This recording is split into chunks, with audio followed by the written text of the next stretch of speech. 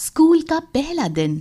आज 6 साल की नन्ही पीहू का स्कूल में पहला दिन था, पर उसकी माँ स्मिता के मन में तरह तरह की आशंकाएं उमड़ घुमड़ रही थीं, क्योंकि आजकल बच्चों के साथ रोज रोज होने वाली अपहरण आदि दुर्घटनाओं से स्मिता का मन बहुत दुखी था। कुछ अधिक ही घबराहट थी। सब काम उल्टे सुलटे हो रहे थे आज। नन्ही पीहू इन सब से बेखबर अपना बैग और कॉपी किताबें देखकर खुश हो रही थी। बहू, बेटा शक्कर नहीं है क्या घर में? है तो बाबूजी। फिर चाय में क्यों नहीं डाली? अरे शायद भूल गई मैं। कोई बात नहीं।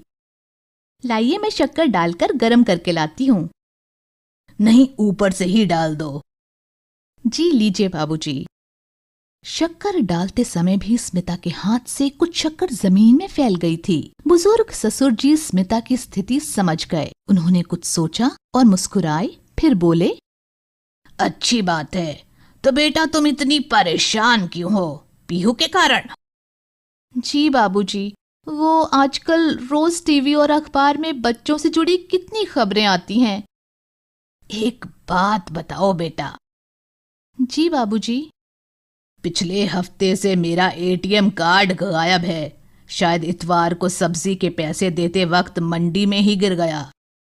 कोई बात नहीं बाबूजी, मैं एप्लीकेशन दे दूंगी। कुछ दिनों में दूसरा इश्यू हो जाएगा। और जो किसी को मिल गया हो और उसने मेरे खाते से पैसे निकाल लिए हो तो? नहीं बाबूजी, ऐसा नहीं होता। मतलब?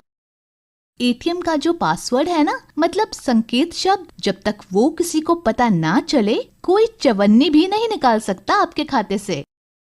अच्छा? हाँ बाबूजी। और जो मैं पैसे ना निकालने जा पाऊं और तुझे भेजूं तो आपको मुझे पासवर्ड बताना होगा बस, फिर मैं निकाल लाऊंगी पैसे। तो फिर तुझे पीहू के लिए इतना परेशान होने की क्या जरूरत है? ऐसा ही एक पासवर्ड पीहू को दे दे। कहकर बाबूजी मुस्कुराने लगे।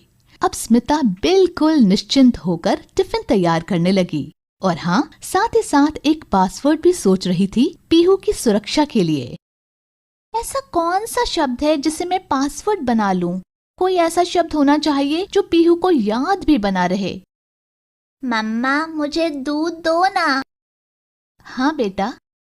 स्मिता दूध में कुछ रेशे केसर के डालकर पीहू को दूध देती है और वापस रसोई के काम में लग जाती है।